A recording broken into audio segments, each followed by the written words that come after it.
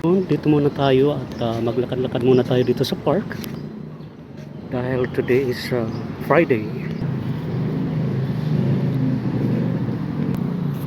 Ang location ko ay nandito ako sa may Arroceros Forest Park kung saan matatagpuan ito dito sa may Lawton. So dito sa side mga guys ay makikita niyo ang Metropolitan Theater kung saan ito ay bukas na sa ngayon dahil ito ay nirenovate kamakailan lang. So besides this Metropolitan Theater ay ang Arroceros Park or Arroceros Forest Park. Pwede ka rin mamasyal dyan because that is free. Walang entrance fee dyan para pumasok and it's nice inside. So dito muna ako, maglakad-lakad muna ako. My way is going to Quiapo dahil magsisimba ako today dahil today is Friday and today is Quiapo Day.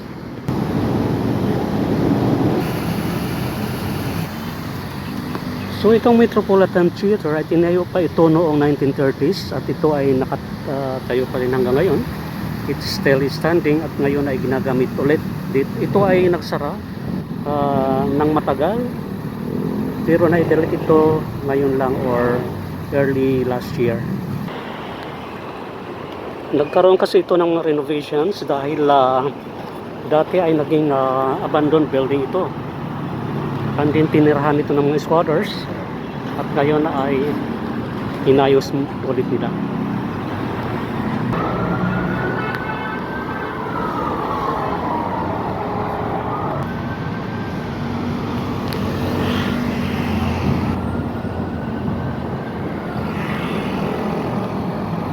And maybe I will walk also going to Divisoria dahil may bibili na ako doon sa Divisoria.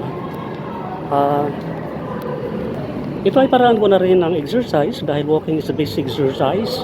Kung halimbawa medyo tumataas ng blood sugar mo ay maglakad-lakad ka lang or kung mayroon kang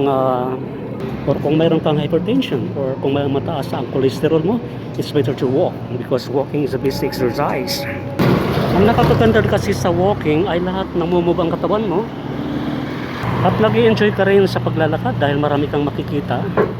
Marami kang makikita na pleasing to the eyes, of course.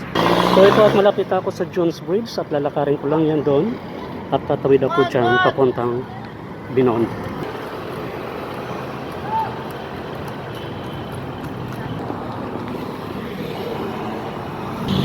So I am already here at Jones Bridge at lalakarin ko ito papuntang Binondo and I will going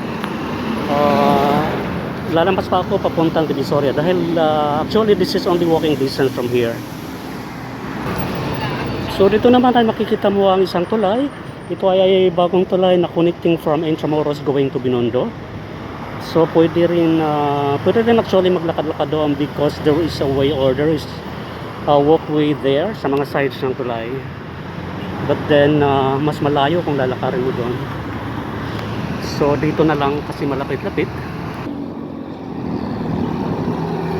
So itong mga lampos ay mga ornaments gawa ito sa bakal kung saan ito ay mga lampos dito sa paligid ng tulay.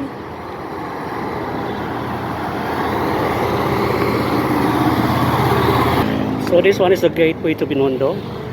Ito ay sa katuksan ng tulay ng Jones Bridge.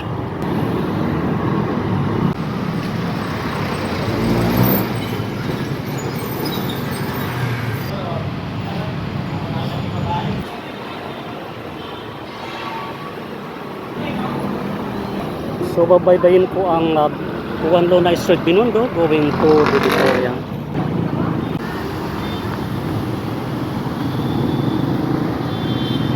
And now I am here at Plaza San Lorenzo Ruiz.